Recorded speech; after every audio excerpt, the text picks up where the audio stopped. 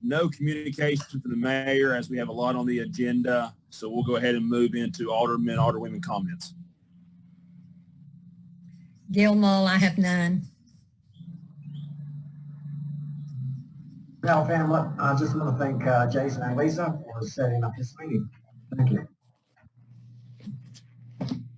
Christina, I have none. Tim Shepard, I have none. Okay, next is public comments. We did not receive any public comments by yesterday afternoon at 4 o'clock, Zeb. Okay. So we will move on to new business. Resolution authorizing electronic meetings during state of emergencies.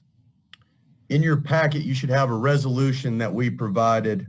Basically, all that does is authorize us to use electronic means to conduct meetings during similar situations such as this, or also other state of emergency situations that may arise. Okay. Jason, I'll commend you, and I know Dr. Hamlet, this was your idea. I think this definitely is something that we can use now and into the future, come what may. Is there a motion authorizing our ordinance allowing electronic meetings during states of emergency? Gail makes that motion. Okay. Is there a second? Christina seconds. Okay. Any discussion? All in favor say aye. Aye. Aye. Opposed. Motion passes. Next, budget amendments. Also in your packet, you should have some budget amendments that Natalie had prepared. Again, very similar to last meeting. These are budget amendments to help kind of clean up things and sort going into the tail end of this fiscal year. Again, standard practice, what we typically do during the month of April and May and on into June a little bit. I think she may have also sent you some more today, a couple more pages. So nothing on our end of concern there. Like I said, just moving money around, kind of year-end practice. Okay. Is there a motion we approve the budget amendments as presented? Gail makes that motion. Is there a second? Christina seconds. All in favor say aye. Aye. Motion passes. Next on the agenda is our budget workshop. And what I'll do, I have talked to several of you individually on this, but what I'll kind of do is provide a rundown of expected revenues and where we're at with the state of things currently, as well as where we see that potentially moving throughout the fiscal year. From there, we'll do kind of typical practice of working through the different departments. When we get to a department that's got a department head, they'll sit at the computer where Lisa is. So if you have any questions or if they like to make any comment about anything, they will be able to, and you will have that luxury of inquiring to them. With regard to revenues, just kind of update you on things. Natalie just got March's sales tax revenue, and it looks like I think it's higher than it was last March, and it is a tick down from February's. However, it appears we're not being hit by sales tax deficits quite as bad as some of our sister municipalities are currently. A lot of that is from the fact that they're perhaps a little bit more tourist-based, and that's taking a larger hit than some of ours. But we continue to monitor how those numbers come back. And as a whole, for the 2020-2021 budget, we've expected a potential of up to 10% reduction in revenue costs or revenue income. Again, we'll continue to monitor that, but some of the information I'll provide to you, it's always very conservative when we do the revenue side of things in general. So we've continued that, and we've actually dropped it down a little bit more than what we would typically base it off of. As a whole, what you'll hear in terms of the expenditures is somewhat of a potentially staged budget as we work through this next fiscal year. The idea there is we can kind of pace ourselves as we work through this fiscal year to kind of go with the ebb and flow of what COVID-19 and the impact it has on us. We did include a cost of living of 1% across the board for all employees. Our hope was to make some additional increases in several different departments, kind of from a pay classification standpoint. But with everything kind of unknown, we're just going with 1% now. What I'm kind of recommending, what Natalie and I have discussed, is potentially reevaluating that come January to see if there's any opportunities to do anything differently, or do any additional cost of living, or just rate increases in a couple of different departments. But there is 1% included in this. I know from discussions with other municipalities in the county, I think they are doing 0% merit and cost of living.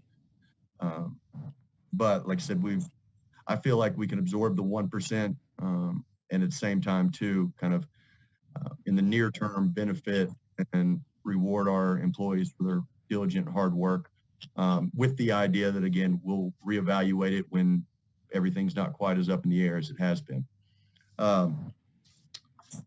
In terms of delinquent taxes as a form of revenue, I believe our delinquent tax collection and tax collection as a whole is somewhere around maybe 98%. So as usual, Wanda's being very diligent with her tax collection, which has benefited us greatly. And again, you've got some allocations from the state that will fluctuate, but all of that's written into what you have in front of you in terms of revenue.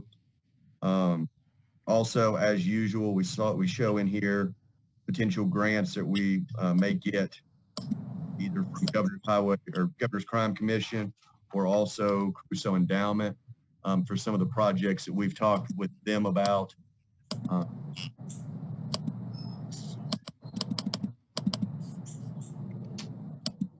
Did anything really show up on that revenue section that you all were concerned about, just from kind of an inquiry standpoint?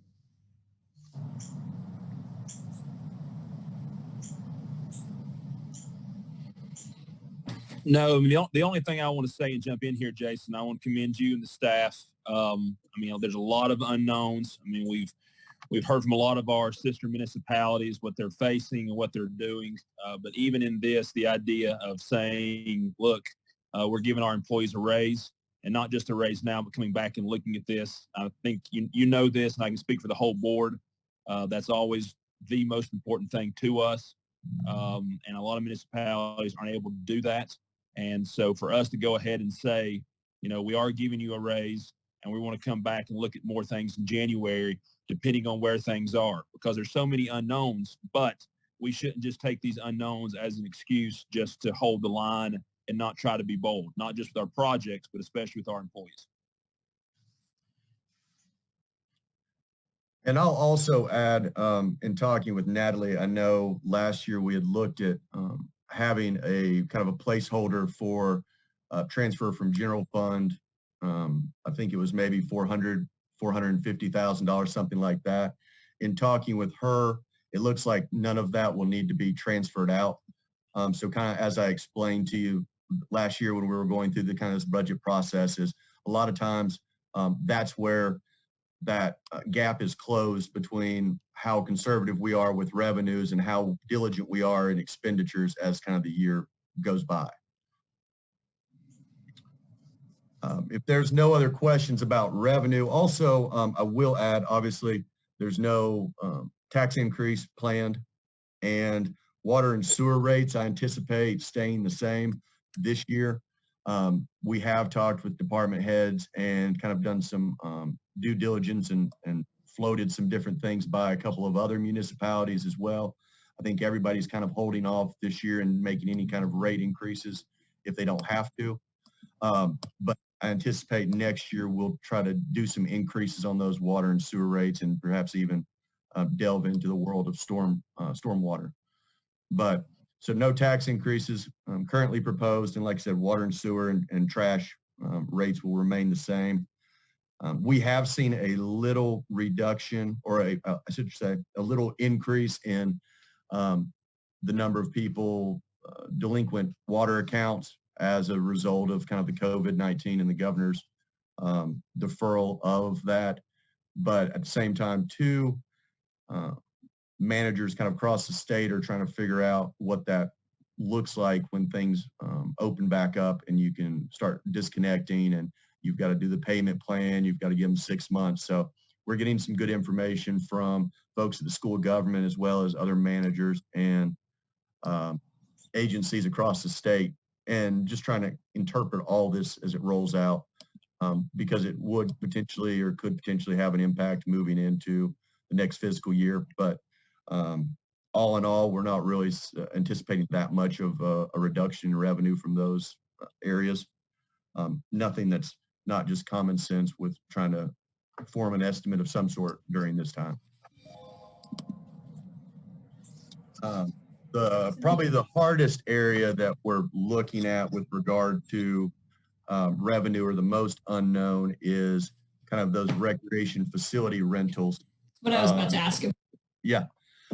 We have obviously seen a reduction there because, you know, the Colonial Theater can't be rented, the Armory can't be rented, sheds aren't, you know, this is kind of our start of our prime time for shed rentals, as well as all the other facilities we have. But at the same time, too, that's also in those areas where if you don't have to, or if you're not opening them, if you're not manning them or staffing them, you're not spending quite as much. So Denise is still over there cleaning the Colonial Theater and the Armory and all those kind of things. But that's the only area that's really unknown. As far as we get kind of in recreation, I'll talk on it a little bit more. But the pool opening, you know, obviously an unknown based on what we're allowed to do and how this kind of gets rolled out. But behind the scenes, Aaron is still working with setting up lifeguard certification courses so that if this gets resolved or if this loosens up, then we will be ready to open. So it's just a matter of just in the background staying prepared for whatever the future may bring. But again, you know, there is no opening date officially. There's no, clear indication whether we're open at all. But either way, we'll have staffing and we'll have lifeguards trained. So hopefully we won't skip a beat there. The water is blue. If you haven't been by, we overcame the green rather successfully, I feel. But and that's another thing we'll reevaluate as we kind of close the pool and move into next year. With regard to, can I just get like a acknowledgement from everyone that we're ready to kind of move into the expenditure side of things?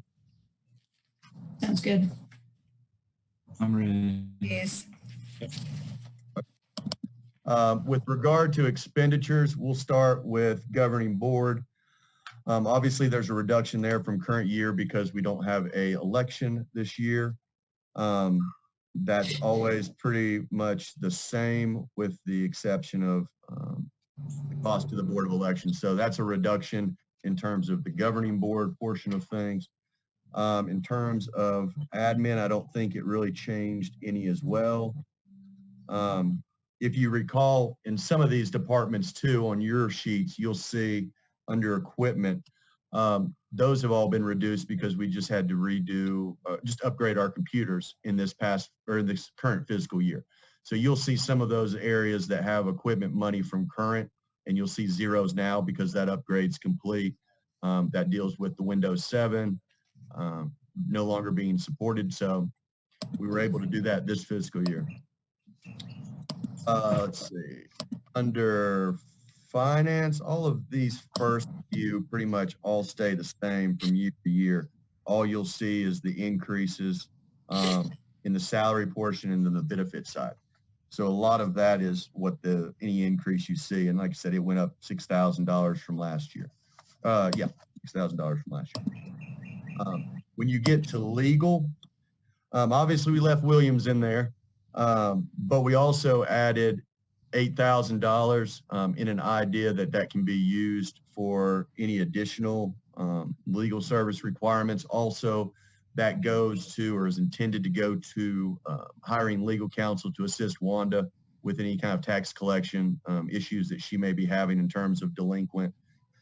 So she's established a very good relationship with an attorney, I believe down in Silva, to do some of that filing on properties and everything else. So I've been really happy. So the more we can kind of empower her and assist her, the better that is for either collection or foreclosures on properties. So let's see. Planning and economic development. Let's see. We did leave in here the $50,000 that has been in the past for assistance with grant funding or anything else that we may need. We do, under special events, continue with the 4th of July +1 fireworks at Champion Credit Union. Pays on that. Let's see. The rest, that's more just kind of dues and subscriptions. And then the advertising, we did scale that down a little bit. However, with the, believe, if I'm not mistaken, the reason that was higher last year is because we were kind of working through some different things or some different opportunities. So basically we took that back down to what we typically spend in advertising with certain organizations or certain marketing and promotion. But So we're not looking at that anymore, Jason? It's Christina. Sorry. Well, right now I don't have any facilities to market. Right. But I think that's one of those. But I mean, the hope for the future, obviously. Yeah. I think that's one that can be adjusted kind of as time goes, relatively easy. It just needs to be done in kind of a systematic way. And like I said, I don't know. I think right now it's kind of up in the air on what marketing looks like for anything. Right now, yeah. So you don't want to be tone deaf at the moment. No, right. Thank you.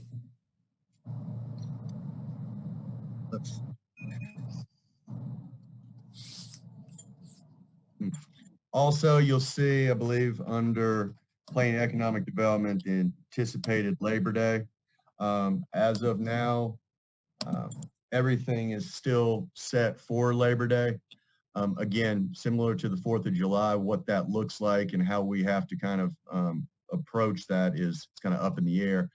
But if I'm not mistaken, and Lisa can kind of nod if she won't, the entertainers, they have not expressed any interest of proximity, et cetera. At this point in time, they pretty much stay pretty spread apart anyways. But I believe that would be something, if it was canceled, that would be covered. And typically we don't pay any of those deposits or anything until after fiscal year anyways. So we'll just have a little bit continued guidance there. And Ralph's got his cat up on the table.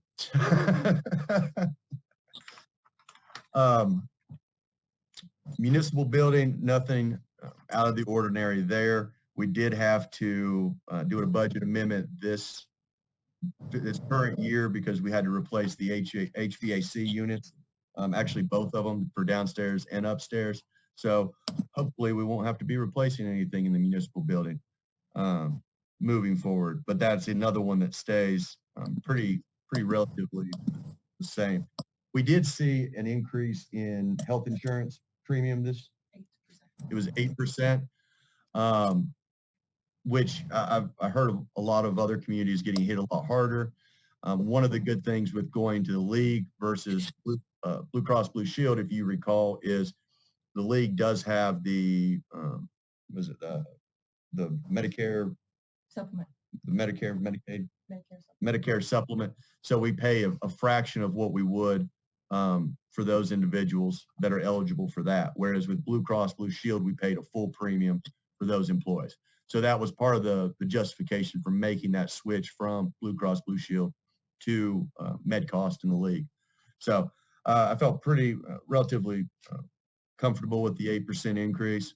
but also we'll continue to lobby them to hopefully they'll be able to reduce that in the future. And let's see. And then we've got the police department next. And I'll let Lisa get Sean.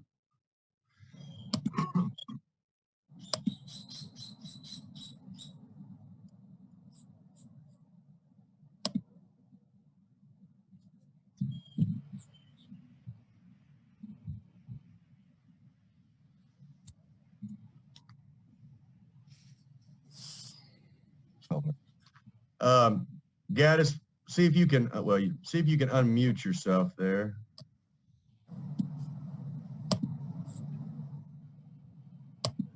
Hello, good evening. There you go. Hey, Chief. thanks for being here, Chief. How are you doing? Good, good. Glad to see everyone this evening. And Gaddis, what I'll kind of do is I'll kind of go over what I've got, and I've talked to you a little bit about it previously, but then, like I said, if you have anything else for the board, or if the board has any questions for you, we'll kind of go that route. But again, the increases here, we did increase Captain Sluter's salary based on the position and time he's been carrying out that duty. Other than that, everything else is in here as the 1%. And Sean, you may add a little bit with regard to, yours is pretty standard in terms of expenditures. However, you may elaborate on some of the things you've talked about with regard to equipment or the grants that you and Sluter have been putting together or intend to apply for. We looked at two big ticket items this year. One was the Eventide recording system. The current system we have upstairs now is probably about 10 years old. The operating systems are coming into question. The end of life. We don't have the capability to monitor or record the incoming calls from the paper mill. We have lost some calls that have come in. Of course, those are very important with regards to discovery and Superior Court, whatnot. So we looked at the Eventide system through Carolina recording system. Of course, it would, half the cost will be covered by the governor's GCC grant. The total cost was $42,407. The set $24,426. So we requested $17,981 for this system. The other big ticket item we looked at was we replaced our tasers. The X26 tasers were obsolete. We had some terminal failures on a lot of them. So we were able to upgrade those to the X2 taser. And we were able to offset that grant with a GCC grant for $24,495. So we only had to budget $3,998.93 to get that total cost for 12 new tasers for our patrol guys, which is it's an important tool. It's a tool that we could use where we don't have to resort to a deadly force issue. So we had the tasers already there, so we just needed to upgrade them so we could be in compliance and have that level of force issue or option out there on the street.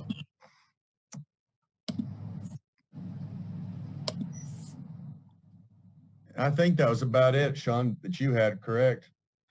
Yes, sir. The big ticket items, that was it, sir. Okay. Yeah, and as you all know, Gaddis and Sluter do a fantastic job in any increase in terms of equipment that they bring. They've always got a grant of some sort on the back end of things. So they're very diligent on that. And like I said, that those are, while that may appear to be a large budget, there's a lot of necessary pieces involved. And like I said, for additional above and beyond kind of equipment, they always find a way to cut costs but through grants. So I appreciate that, Gaddis. Yes, sir. Any questions from anyone? Chief, I just wanted to say thanks for all the preparation you put into this. I know you guys do work incredibly hard, especially right now, and to work so hard for those grants to help us match funds with that is very important to us, and thank you. Well, just to give a shout out to Captain Sluter too. He's been instrumental in being my right hand guy there to help me with the grants and stuff. So anything we can do to help offset any cost for the town, that's what we're here for. Thank you. Okay, thanks, Gaddis. Thank you. Have a good evening, everyone. You too. Next, we've got fire. I'll let Tim get over there and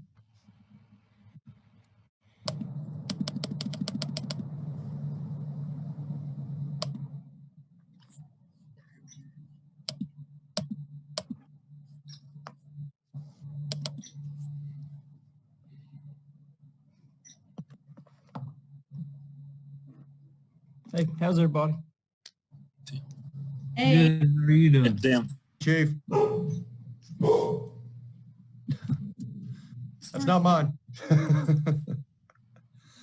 What we'll do, Tim, and you may have heard me when Gaddis was on there, I'll just kind of run through your portion of the budget, and then if you want to, or if I need you to elaborate on anything with regard to equipment or anything that kind of stands out on your end, and then if the board has any questions for you, we'll just proceed that way.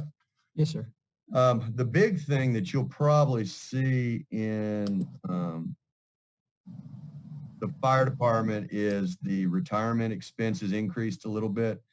Basically, that is the retirement that the state requires us to put in their retirement system. So that's gone up.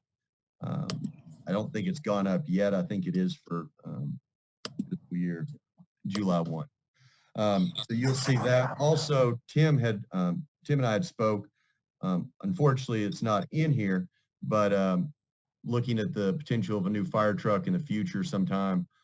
So we'll kind of start laying the groundwork for looking at some of those different things or options. But that was his big ticket item that didn't make the cut. sorry. And Tim, if you want to talk a little bit about the equipment stuff that you've got down there in your 7,400 and what that encompasses. I think that was the powered equipment and. Yes, sir. The power equipment, it's called hydraulics, and it's starting to take the place of hydraulics. And over the last 2 or 3 years, we've been able to purchase individual tools to get a complete set. And we are, these 3 tools will complete that set.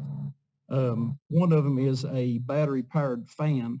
And the reason everybody's going to battery powered fans is because of CO and cancer risks. That way there's no gas fumes on the vehicles or on the scenes. The hydraulics they're lighter, they are easier to use, and their longevity is proven point. Seems like most dealers are getting away from anything that's gas powered.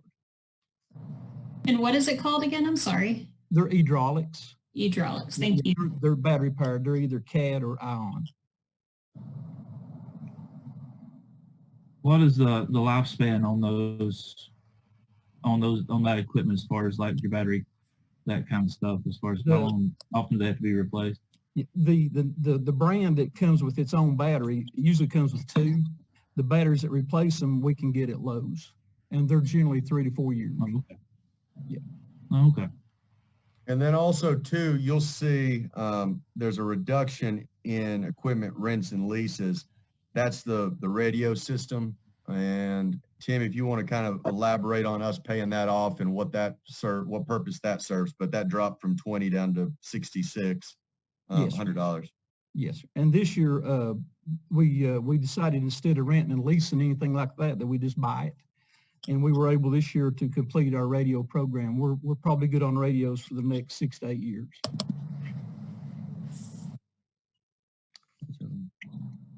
Oh, also, the uniforms, the 4 additional sets of, I guess, turnout gear. Yeah, it's the turnout gear right now. We've got I think the 5 older guys are into their 7 and 8 year span of 10-year gear. So we started a buyout program to where we replace those as we go along, try to get a couple of 3 sets a year to replace theirs as they come due. Anybody have anything else for Tim? Chief, I should have asked this for Chief Gaddis too, but this is not per se a budget, but while we have you here, everything in dealing with COVID, you got everything you need right now? Yes, sir. Yes, sir. Okay. Yeah, we're in good shape now. And at some point when everything's lifted, we'll probably go back to business as usual, and I think we'll be fine. Good.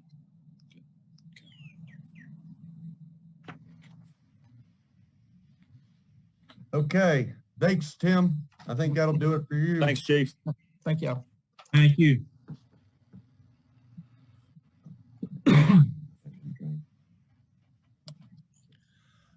Next, I think we have central services, but real quick, you've got a traffic. That traffic is just basically the annual maintenance of the railroad crossing there at Oak Street. You see it 1059. That never changes. It's an annual cost. So yeah, central services, we got Keith.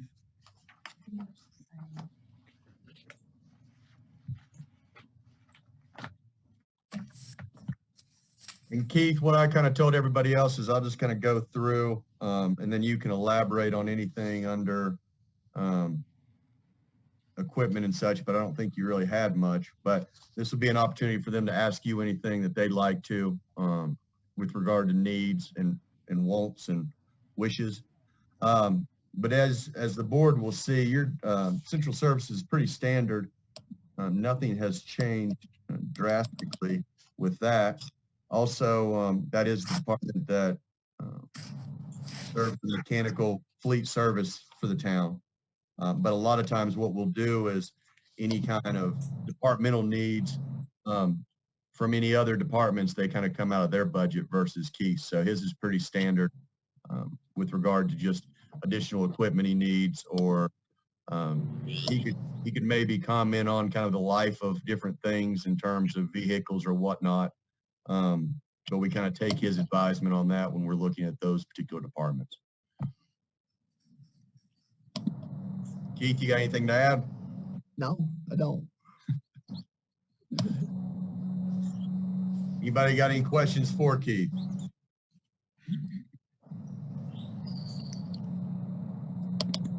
Okay, Keith, you made out pretty easy there, pal.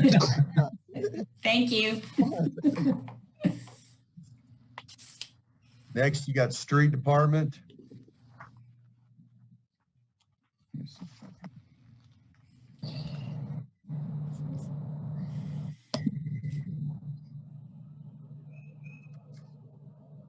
Hey, Johnny. Hey, how are y'all? Good. How are you doing? Fine. Good.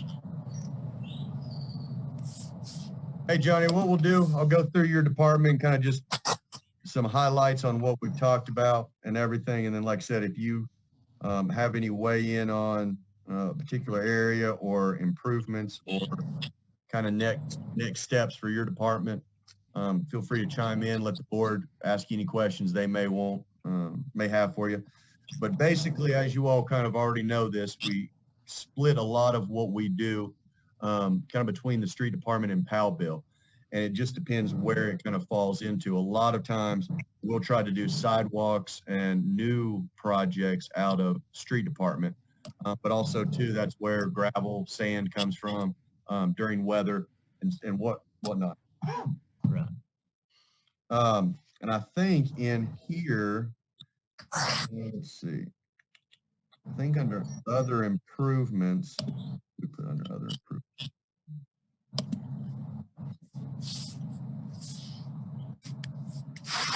Okay.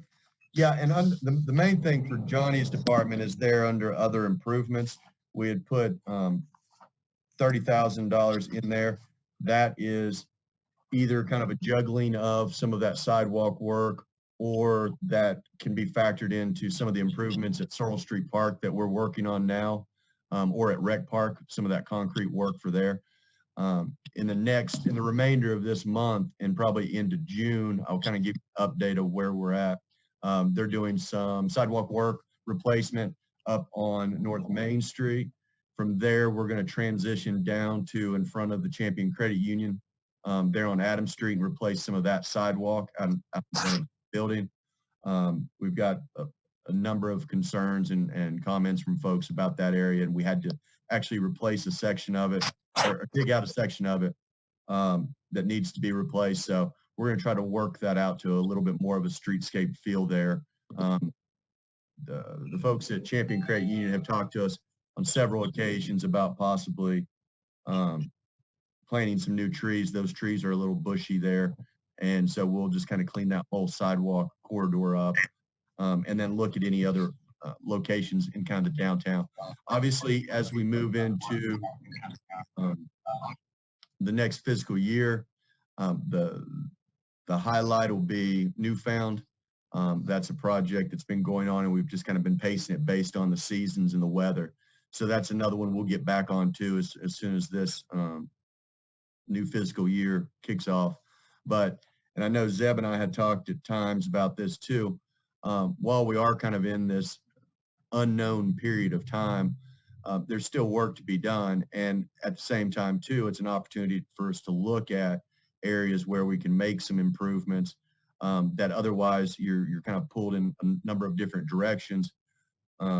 So that is, like I said, Newfound's going to be the highlight probably of that, but then we also have some plans for some concrete work, again, there in Searle Street Park to dress that up, and I'll talk to you about that at another time in terms of how that kind of plans come to place or coming along. But for street, I think that's about it that I've got. Johnny, you got anything for kind of next steps or next projects? No, sir. Okay. And what we may do is, if everybody, since I've got Johnny here, we may skip to Powell Bill. I think it's probably after street, it's 3 sheets further in. If everybody has that. Again, a large chunk of that is toward, you can see some of the things listed there that we've identified under other improvements. We did reduce that a little bit, but because it's a restricted fund, we can make some adjustments later on. We're kind of unsure what our allocation is going to be back from the state this year. Traditionally, that's been something that stayed pretty standard. But again, with everything kind of up in the air, we felt that was a conservative expenditure and would get us, give us the ability to do some stuff or some projects right now just to kind of get everything jump started. But again, that can be adjusted as those numbers come in and what that allocation will be.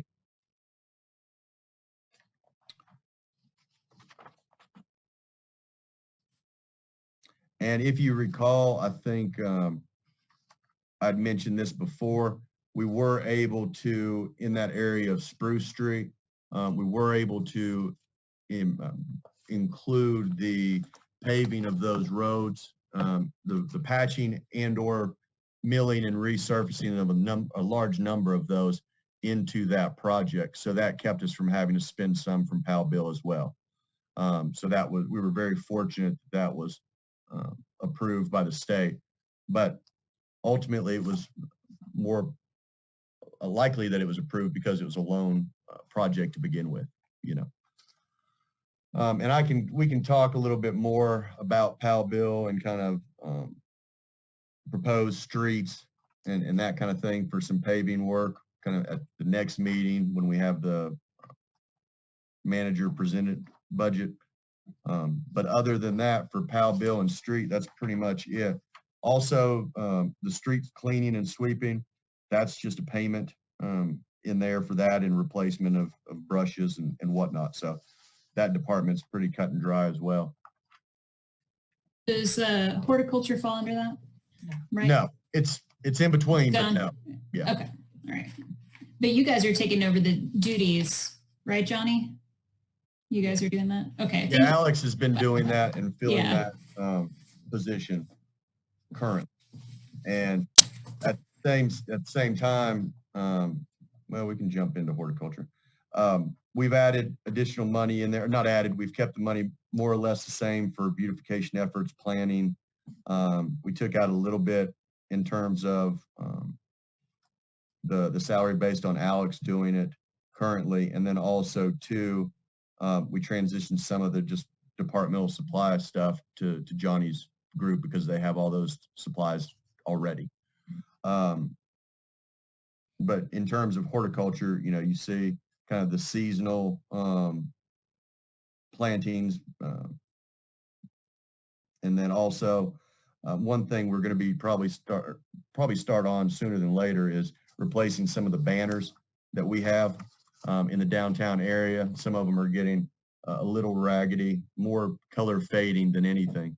But that's something we're going to start working on, some designing conceptually for what those new banners will look like. And then obviously we'll get those up as soon as those come in. Anything else for Johnny? Good deal, Johnny, you're free. Yes, sir. Thank you. Thank you all. Caroline.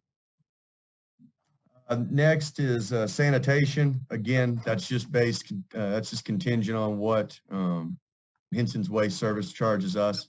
Obviously, that's who we've contracted with.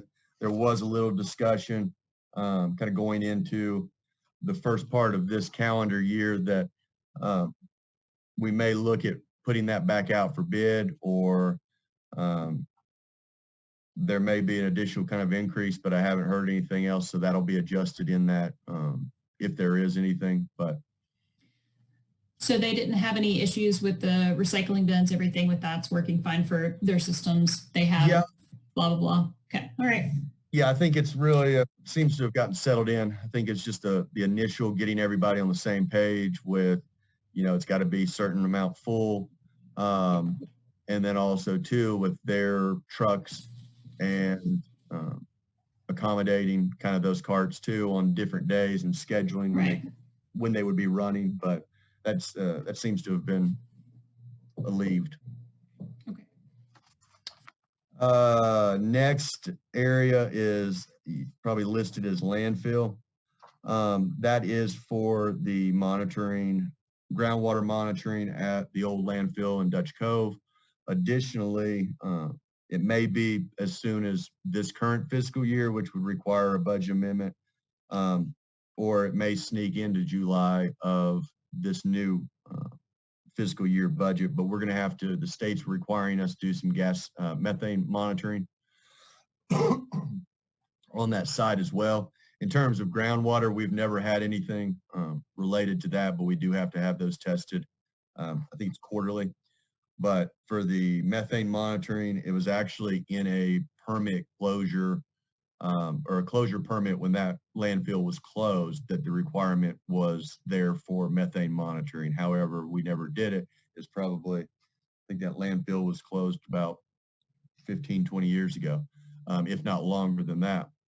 So a lot of that, the reason that wasn't done is because the state didn't really do a tremendous job of monitoring that or heeding their own requirements with regard to the methane portion of things.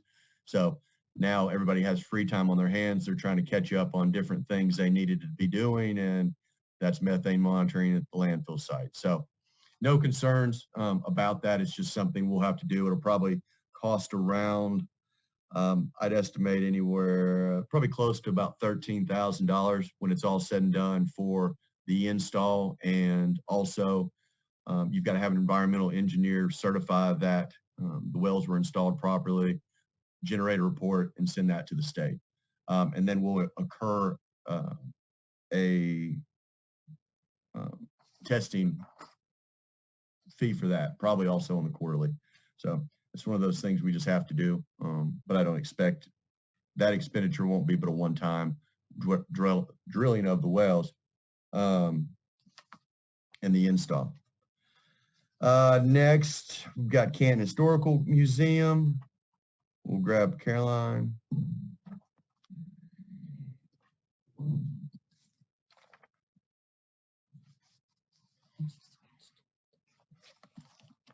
Hello. How are you Hey, doing? Caroline. Hey, Doing okay. thanks for doing this. I'm glad to be here. And Gail, you don't have to bake a cake. I did. Oh, Caroline, what we'll do is I'll kind of just run through your budget and then you can add anything or tell them kind of what you're working on in terms of projects and okay. whatnot.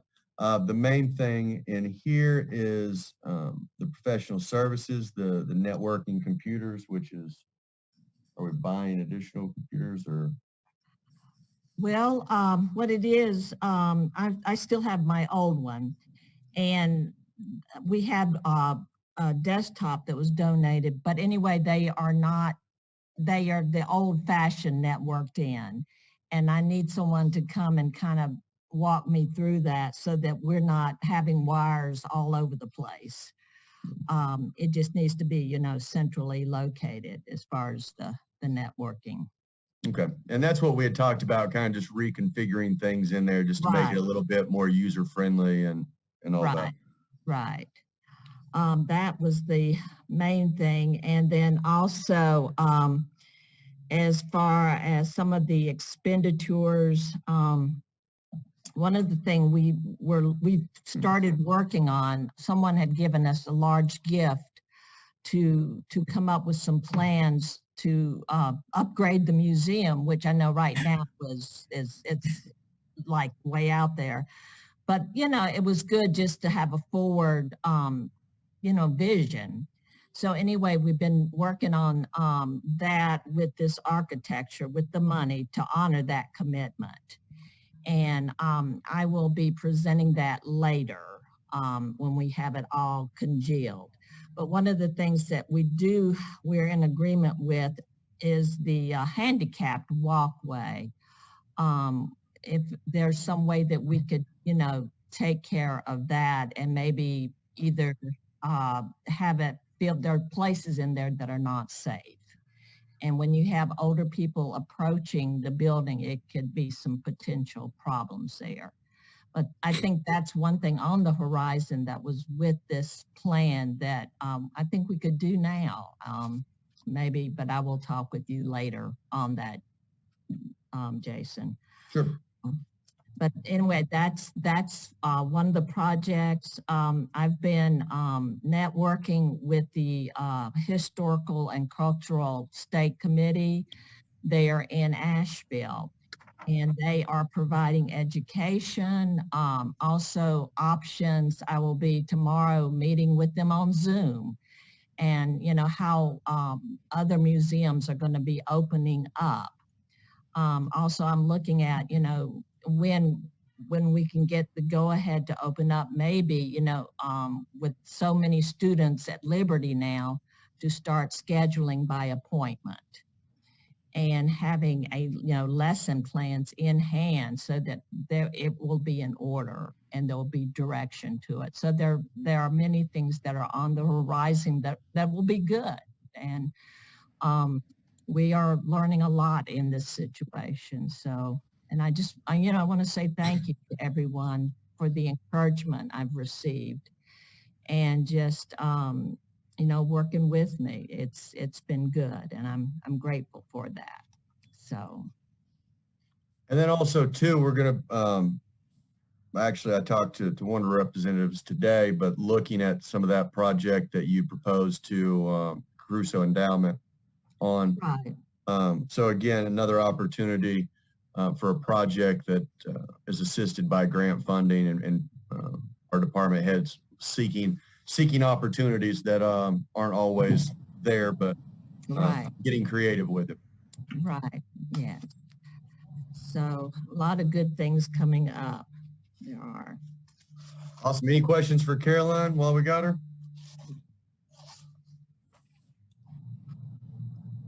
Okay, Caroline, you're good. Thank you.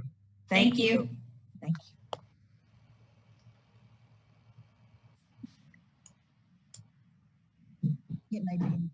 It may be just a second. The next page should be where you see kind of non-departmental, that kind of wraps up.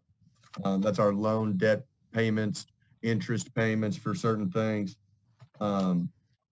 Also, the community promotions, we kept that at 7,000. I think part of that had been discussed before as kind of how that gets broken up or what kind of the pecking order is for those funds. But that's just kind of the last sheet of that in terms of the general fund expenditures. So you can see that based on this worksheet, the current budget, total general fund expenditure is $6,445,604. And the recommended is slightly lower than that, perhaps by about 50,000 or 70,000. So again, some of that is things we can, areas within which we can work. But again, from a general fund and also the other departments that you will hear of in the future here, we're trying to get things done and trying to keep moving, keep moving in the right direction, even though the future is somewhat suspect, but do it in a fiscally responsible way. Let's see. Is that Richard? That was Natalie. No. Let's see. Next, we've got, are there any questions about general fund expenditures in that area or projects included within that? Would that have been included with, nope, never mind. You already answered that question, sorry. Okay, hearing nothing, I'll move on to kind of the water department and, or that water enterprise fund. The first there is administration, engineering, and billing. Very light deviations there. The only main thing, if I can find it, is it's under professional services and IT there. We're having to upgrade our software that we utilize for the meter reading function. And so that's we're going to have to upgrade or change the laptop that currently is used to read. And again, some of just the software upgrades. So I think that amounts to, I think the vendor, maybe $15,000 total for the Badger service upgrades. Actually, maybe a little bit more than that. But that's the only fluctuation in administration, engineering, and billing. And again, that's collection of water billing, the service of setting up accounts. We've been fortunate in years past that we've also, back to kind of the revenue side of things, we've been able to collect more than projected from new tap services, reconnections, and that in those areas. So they do a very good job of assisting with that revenue collection in that. The software system does, or? I'm sorry? The software system does? No, our staff. Okay. Like I said, the software is just a drive-by meter reading Right. function. And part of that is very similar to why we had to upgrade our computers based on the previous software not being supported. Yeah. So for that, how often does that software have to be updated? It's purely just because of the Windows 7 non-supported. Oh, okay. All right. Makes sense. The next is water supply, pumping, and filtering. We'll grab Mark. Oh, there he is. Hey, how y'all doing? Mark? Hey. Again, everything's, one of the struggles that we have in some areas, particularly in this one, is attracting folks to work that can pass tests for certifications. I know that's always something high on Mark's list of things to try to wrap his head around and figure out how we can market employment with the filter plant best. But we do have a couple of individuals that I think are testing. The problem we're running into, or eligible to be tested and certified. However, the problem we're running into is COVID-19, and they've pushed the dates back for the tests. But Mark does a really good job of kind of trying to hunt down and pick employees that have the potential to pass that certification. Some do, some don't. However, in the end, and the way that works is from a hiring process, they have 6 months that they have to basically serve as an apprentice at the facility before they're eligible to be tested. So the better able we are to get, and Mark kind of studies with them and everything else based on the certifications prior to, just to kind of keep them, educate them and help them in their efforts to pass the test. But that's an area that we may increase some in terms of the hiring rate for, and Natalie and I will crunch that number and do kind of a survey of other areas. But Mark, you want to kind of elaborate on some of the improvements that you've got listed under either maintenance or repair to equipment or professional services? Those are areas that, you know. What I'd like to do is go back and cover what you were talking about as far as the education for the 2 individuals we have currently that are training. We reached out to North Carolina Water Operators Association, and they agreed to have a guy come out and teach a class. We have 7 students, and it started today. The original class was supposed to be in March. It was canceled due to COVID, and then it was rescheduled in May, and then that class has been canceled and rescheduled for December. So we're able to start the class. They do it 1 day a week for 4 weeks. Unfortunately, once they complete that, we're still having problems getting them tested. They were going to test on May 28th, but that test has been canceled, and the next available test is going to be July 28th. So once we get those 2 individuals tested and certified, one of them has already met his 6-month probationary period or his apprenticeship program.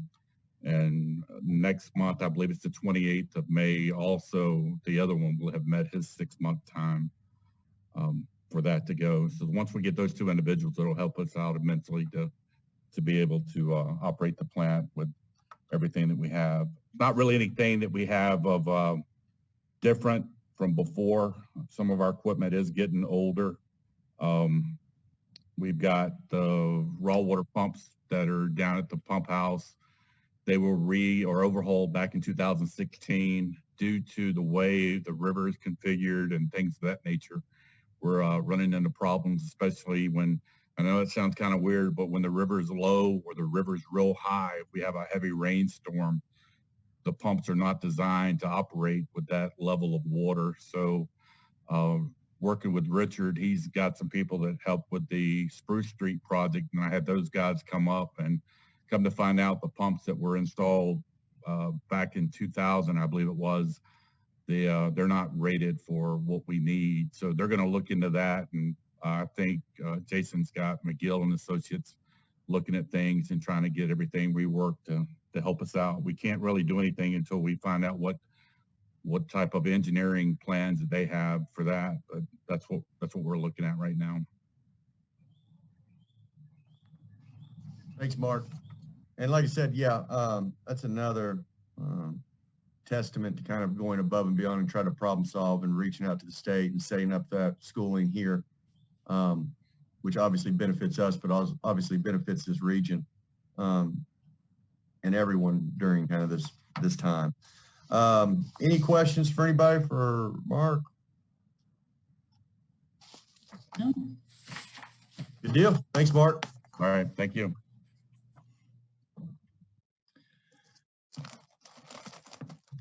Okay, water distribution and wastewater collection systems. On to Richard.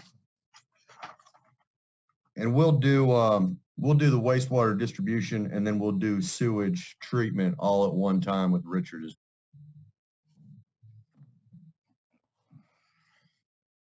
Jason, is there a 5-second delay on this thing for Richard?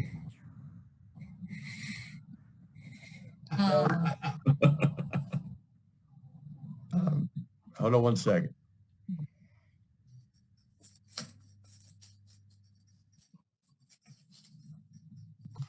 Okay. Richard, kind of same as everybody else, we'll go through, I'll go through the projects and that kind of thing for water and sewer. And then if there's anything you want to add, and then the board can ask you anything in terms of kind of next steps on projects or whatnot. For water distribution, the main things, again, we just finished up Spruce Street. The year before that, we had tackled the Crossroad Hill Water Consolidation Project. Next is, I'm trying to think of what's in here. No, it's not even in here. A lot of his is just equipment rents and leases. Some departmental supplies we've talked about doing. Some projects based on what our asset inventory plan comes back at. McGill's still in the process of working on that and putting all that data together for us. But that's another area that we can take on projects and do kind of a capital improvement project if we see fit in replacing some section of lines.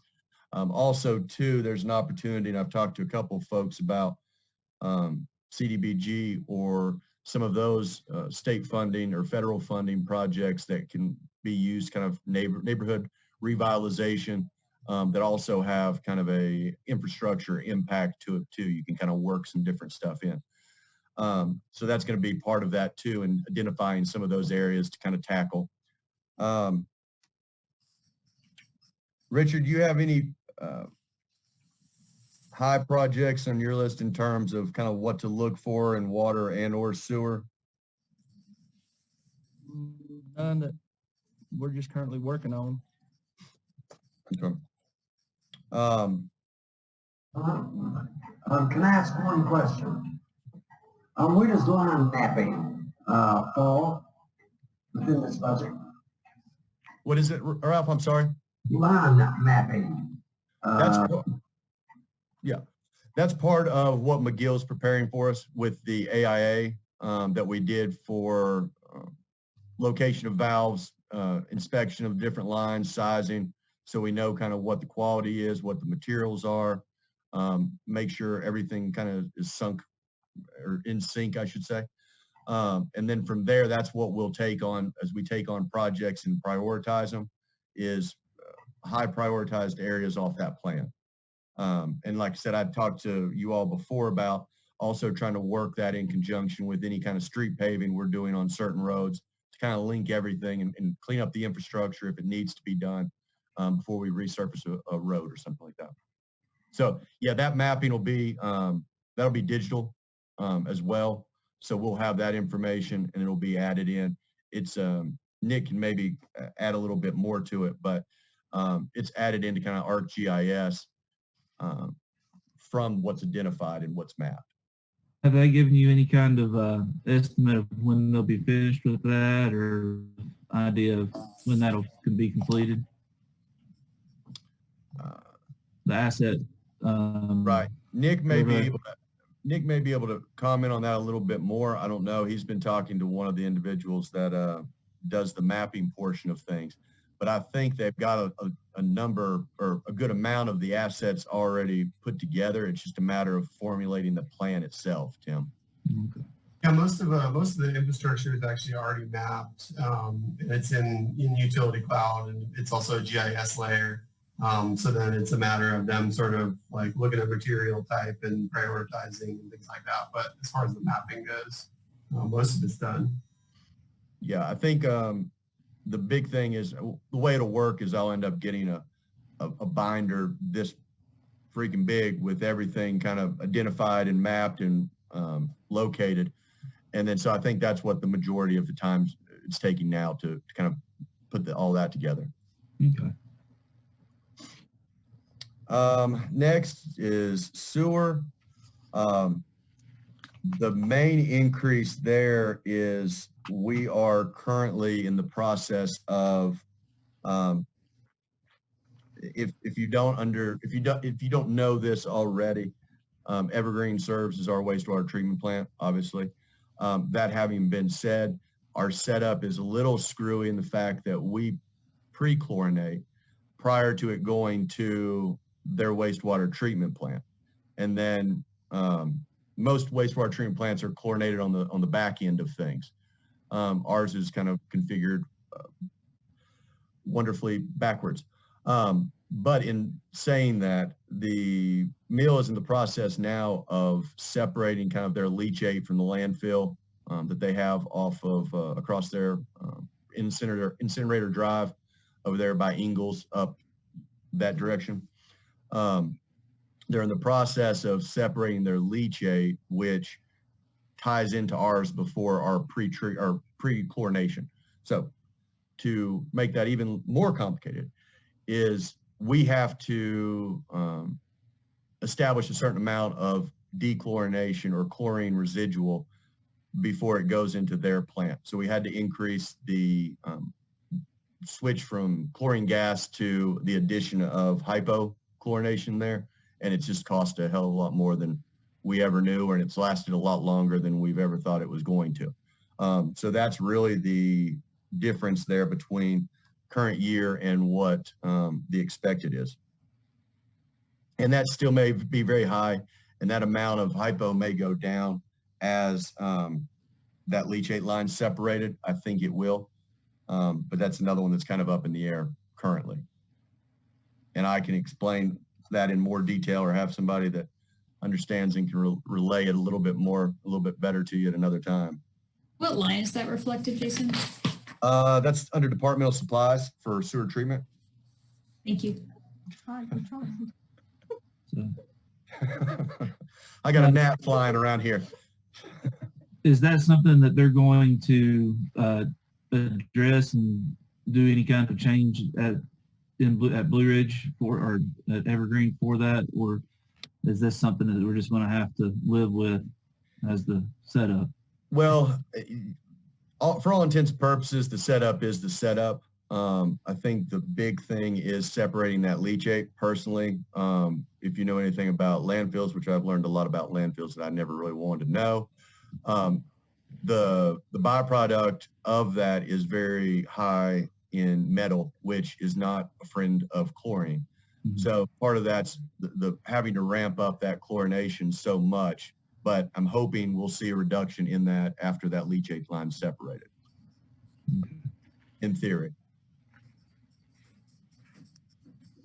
Anything else for sewer treatment? Yeah.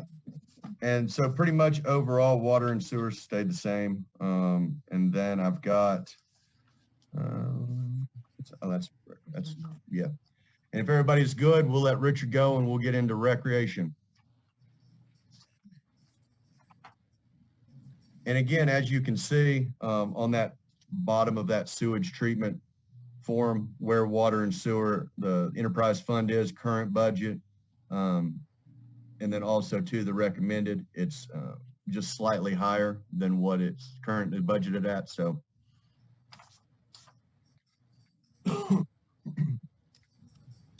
okay, Richard, you're good to go. Thank you. Thank you. Next, we'll move into non-departmental and recreation fund. Basically, you'll see on this first sheet under non-departmental, that's our debt service payment and debt service for interest payment for the pool. Additionally, you'll see some of that expenditure, that $60,000 is anticipated expenditure for Crusoe endowment money that we have talked to them about getting either for the dog park or a couple of the other projects that we've talked about. And as always, we've got to show that revenue coming in on the revenue side, and we also have to show it going out on the expenditure side. So nothing special there on non-departmental. And since we've got Denise, we will go ahead and skip Recreation Park for the time being, and then we'll go to Colonial Pathway Center and Annex. And then we'll also do the Armory while we've got her here too. So we'll sift through some papers.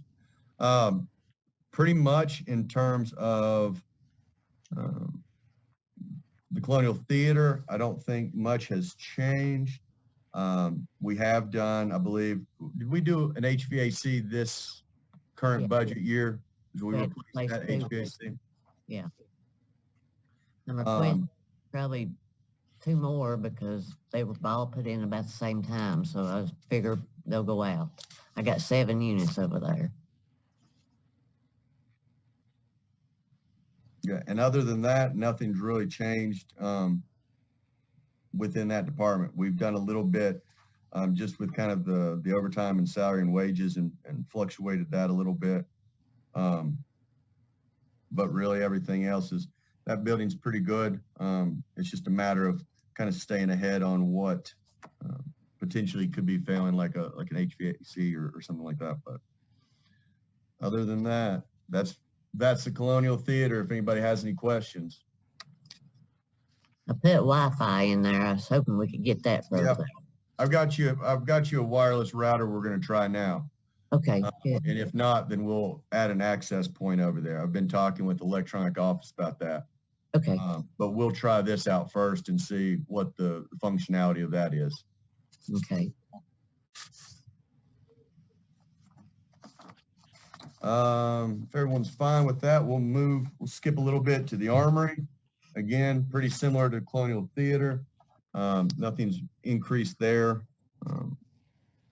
Much, it's stayed relatively the same. I think we're off $50 from this existing current budget. Denise, any needs identified over there for you? The floors are getting really, really bad. I put in a quote, I think it's that hardwood place out there in Clyde. Mhm. Came to give me a quote, $16,934 to sand them and refinish them. They're really bad, but I mean, we're going to be having, lots of dancing and hard stuff in there. So you hate to put in too much into it if you're going to turn right around and tear it up again. Yeah. And they're rough on the floor. Oh, sure. Well, I think that's something we can kind of accommodate or look at, kind of next steps. That's about it for the Armory. Are you guys looking to do Wi-Fi in the Armory or extend internet there at all? Yeah, the electronic office folks kind of need to get over there and figure out kind of what the best option is for doing that. Whether Okay. it's the discussion is whether it's so that Joe Blow can connect to the Wi-Fi when he's over there at, say, Picky in the Park, or is it a function that's taking place over there that needs Wi-Fi for a purpose? Right. That's kind of the weighing the odds and the cost of an access point versus just a wireless router that extends service. Right. Yeah. Okay. Get all the middle school kids congregating over there near it so they can get free Wi-Fi. I believe that. Okay. I was thinking along the lines when it comes to the senior center, Yeah, I got you. talking about their needs and stuff like that, waving all of that in. So, thank you. Anything else for Denise? Good deal. Denise, you're good to go. Thank you, sir. Yep, we will go back to Recreation Park. I think that was where we left off a minute ago. Let me just familiarize myself with it. Okay, under Rec Park, couple of different things. Also, you'll see at that 1,500 mark, buildings and grounds, we're going to add some new mulch out there at the playground. I know that was discussed early on in the year, maybe at our last budget workshop, but we will be doing that. Additionally, you'll see in there Camp Hope. We keep having money there in Camp Hope that we use. This year we replaced the windows at the caretaker house and did some other improvements. Our guys have been working up there on replacing some of the siding around there, or covering some of the siding around the main building there, and also making some improvements. If you recall, last year we did also some tile work in the showers and made some improvements to the cabins out there. All the roofs have new roofs on them. And so again, I think it's a good time to keep in the forefront of our minds some of that either Clemson had put together for us to look at improvements out there, the entrance signage, all that. So we've got some money in there to do maybe some of those things. Also under Rec Park, oh yeah, okay. Mhm.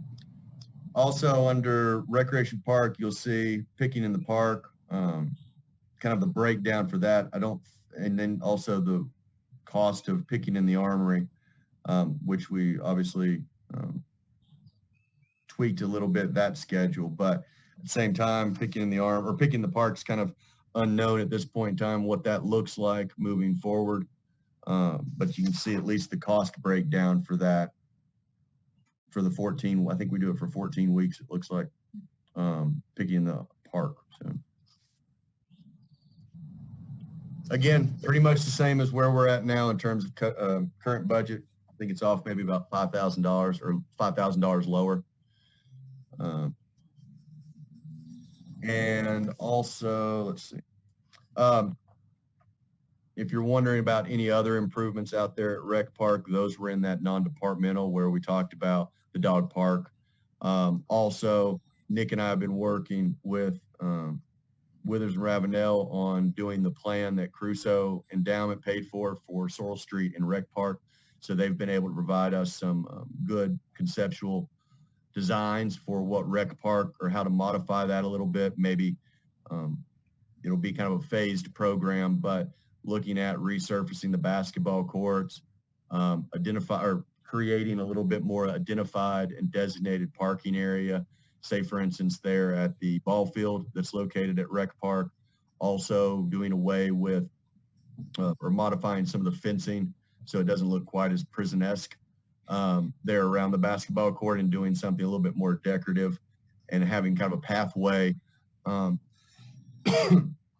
where that existing strip goes where we used to have Labor Day vendors set up and just dressing it up, but making it so that it accommodates or extenuates our pool that we have, playground, and some of the other efforts and money that we've spent over there or that we're looking at spending over there. This doesn't have anything to do with the budget, but is First Baptist Church planning on planting another garden this year? That's my understanding. I've talked to Pat about it, but I don't think I've heard any correspondence with anybody from the church particularly. But I think they will want to do that, and they'll probably want to start a little earlier than they did last year. 4th of July. But really, in terms of weighing that project, I mean, it didn't create any headaches for anyone. I think they did a very managed job of it. I don't know what the final outcome was in terms of product, but I think they've got a good handful of people that work on that project. So. And they have Zeb. Yeah. And they did like a year-ish, right? Yeah. It was a year lease. Is lease the right word? Yes. Okay. So, I mean, they're still technically a part of it. They still have it right now, and I think they're already starting. Yeah, there were some people working on it the other day. Yeah. Okay. In terms, I think maybe recreation concession is your next one. Obviously, $300 for just permit for pool concessions if we so choose to do that. That's my favorite department with $300. That's all it costs. Gladly pay that one. Next, IP Sports Complex, I believe. Again, from last year to this year, we've had some modifications over there. We brought on, we lost a full-time person and 2 part-time employees, just kind of more by happenstance than anything, but we went back with a part-time employee, Mitchell Widener, for that position, and he's done a good job kind of at the tail end of last year. Additionally, he'll start back up with the kind of the gap of Little League usage and everything else currently. He'll start tending to some of those fields. I know the field at the the river field has some grass on the infield, all that. One of the things that he's been working with Johnny on also is looking at all the different fields, whether it be that river field or IP Sports Complex, and figuring out what kind of additional dirt is needed to help grade some of that. Additionally, that river field at Rec Park, they're currently working on a plan to kind of do some additional. That field is tremendously rocky because it's basically all the dirt's been washed off of it from floods and everything else. So they're going to look at kind of making some improvements and bringing some dirt in and kind of doing some drainage on that first base, third base line to kind of crown it a little bit more to alleviate some of those problems moving forward. So just upkeep and expansion there. We have still in here signage. That's something we can look at again. It's just a matter of what we kind of want that signage to look like at IP. But again, that's another facility right now that we're not in a tremendous rush because it's not being used.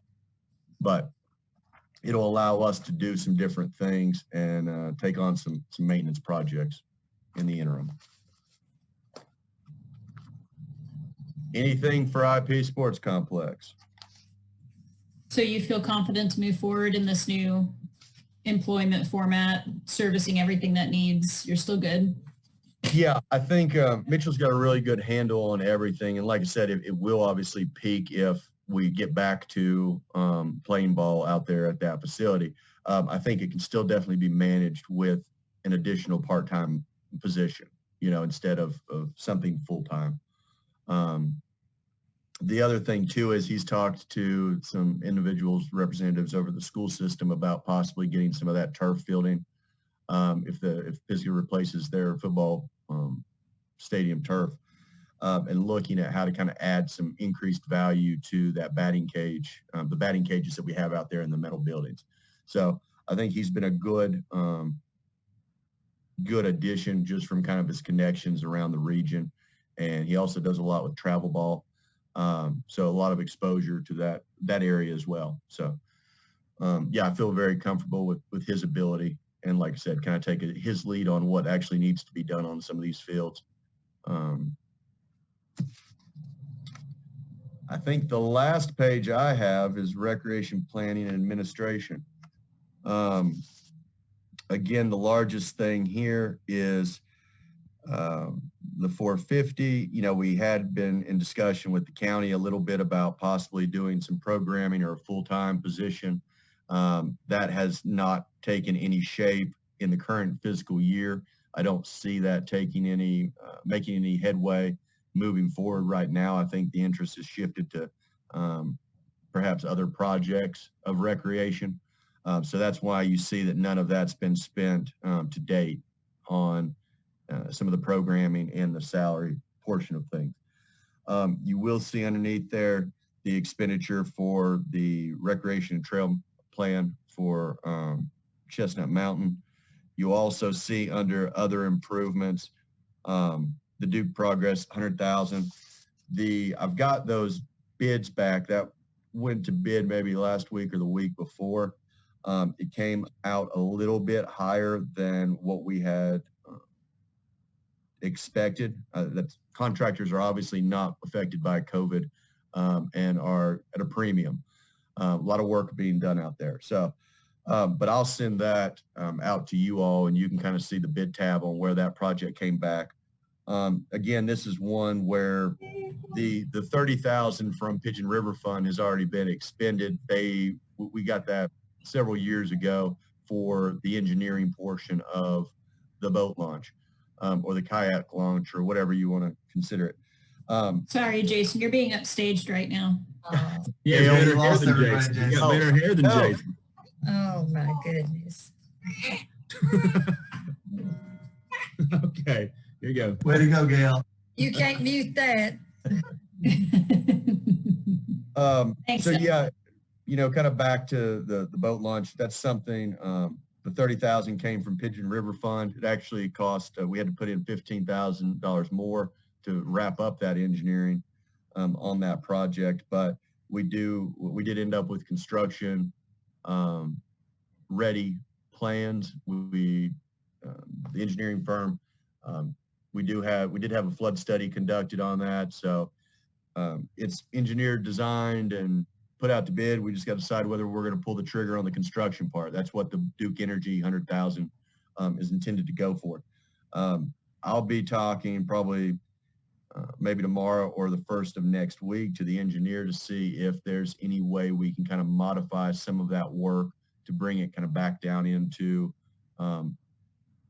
more comfortable budget numbers that we feel we can do either through say for instance, the street department on kind of the gravel parking lot portion of things, or horticulture can take care of some of the planting and trees of dressing it up, or Crusoe Endowment. I've talked to Pat a little bit. He's working with Eric Romanishin with Haywood Waterways on doing some river improvements and access work as well. So I kind of reached out to Eric, and I think he's amenable to kind of shifting some of their ideas over to that area too. So it's just more kind of sifting through all of it and coming up with the best approach. I think we're definitely, you know, I would like to wrap this project up, and I'd like to actually complete it. So, and I think it'll be a good addition to that recreation park area, especially as the county is kind of committed, maybe verbally more than anything, but to adding some river access on up the river. This could become kind of the primary takeout location as opposed to kind of a put-in. So it would be it's ADA compliant. It would be very easy access for individuals. So we'll see, but I'll kind of update you on that maybe either at the next meeting after I've kind of worked out some more of the number components of it. Anything else that I'm missing with recreation planning? Oh, and for total budget, the enterprise funds, the recreation fund, and the general fund portion, I'll just kind of point out that is a difference of reduction of 147,000 from where we're at currently, which our current budget is. So overall, we've reduced everything in this budget by 147,900. You said versus last year overall? Yeah. Okay. You'll see that on that last page under recreation planning and admin at the very bottom where it says total. That's the combination of all three of those. So again, you know, I think we are being very steadfast in doing some projects and working on some different things. And I feel like we're taking the best approach to, during COVID-19 and the unknown, working on taking care of our house and making some of those improvements to different things, and doing that in a fiscally responsible way that can be scaled, you know, again, as we kind of go. A lot of these projects are already funded to some degree, so not necessarily taking on new ones. It's just actually constructing what we've already got kind of in the hopper. Now, Jason, I want to say thanks for putting all this together. I know you work really hard to make sure, just like Sean and Sluter do, for grant matching and making sure that we can maximize the money that we do have. So thank you. Because I believe last year we also lessened the amount of the budget from that previous year. Yeah, the amount that we were transferring, yeah. Yeah. So it's from the general fund, is that what you're saying? Yeah. Okay. So thank you for that work is what I'm trying to say. To see that year over year pattern right now is encouraging. Thank you. And Natalie helps a little bit. Natalie, Natalie. Thank you, Natalie. As she keeps kicking me for different things. I don't show you that part. Thank you, Natalie. You're welcome. Anything else? Any, again, kind of a budget workshop standpoint is trying to determine if we're missing anything, if you're satisfied with the direction we're going. Obviously, anything you'd like to see added, anything you'd like to see taken out. And then from here, the next is, it's the next item on the agenda would be setting of the public hearing for me to present on May 28th is kind of my recommended date. That way, you could either adopt then, or I think you may have to wait until the first meeting there in June to adopt it. I think that's changed since the video conferencing and all that. But any questions on your end? I mean, let me know where we're. No, I don't have any questions, but I mean, it's the point where I know the press is on here, but I mean, I want to commend you, Jason, Natalie, for doing this budget, just because I think it sends a pretty clear signal not just locally, but across the region, that even though we have a lot of unknowns, we're still sticking to our plans. We're open for business, whether that be the $50,000 for economic grants, the increase to our employees. We're still planning to hold 5th of July and Labor Day, but also committed to recreation. And so I know there's a lot of fear and unknowns out there, but it seems at least here in Canton, we're doing all we can to say that, we're as stable as we can be. We're playing it, close to the chest and see where things go, but we're not slowing down. That's to me, a pretty fair assessment of the budget.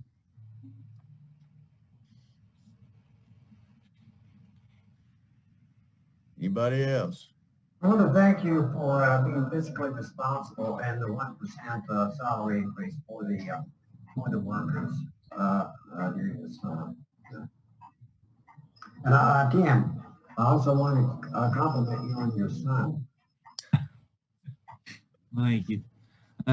Yeah, thank you, Jason, for making sure we're taking care of our people, and that's what we need to be doing. So thank you again for that. Absolutely. Okay. Anybody else? If not, Zeb, Hold on one second. Let me take an opportunity before we adjourn, which is, I would imagine, coming next. I want to thank you for your kindness extended to my family during the last couple of weeks. Zeb, thanks for the shepherd pie. Everybody loved it. Thank you very much. Thank you for your Especially the shepherds. Yeah, and for your marvelous cake. But thank you all for the kindness you extended my family. If I could get Susan in here, I would let you see her, but she didn't come in there, no matter what I did. And I also want to throw this out. Tomorrow is Gail Knowles' birthday, so Oh, 29 again. I was born the same year day that they made Israel a nation, so that ought to give you a clue how well we're doing. And I'm not even Jewish either. thank you very much. well, happy birthday, Gail. Thank you. Happy birthday, Gail. Happy birthday. okay, Zeb, if you want to, I will. call for a public hearing. Yes, is there a motion that we set the public hearing for the budget May 28th, 2020? This is Christina. I make that motion. Well, Pamela, now second. Any discussion? All in favor say aye. Okay. Budget is set. The next scheduled meeting is also the May 28th, 6:30 in the Walter Clark Board Chambers. Is there a motion to adjourn? This is Gail, and I make that motion. Is there a second? This is Tim. I'll second it. All in favor say aye. Aye. We are adjourned. Awesome. Thank you guys so See y'all much. soon. Thanks. Hi, Lisa. Bye, Gail. Bye, Ralph. Bye, Christina. y'all. Tim.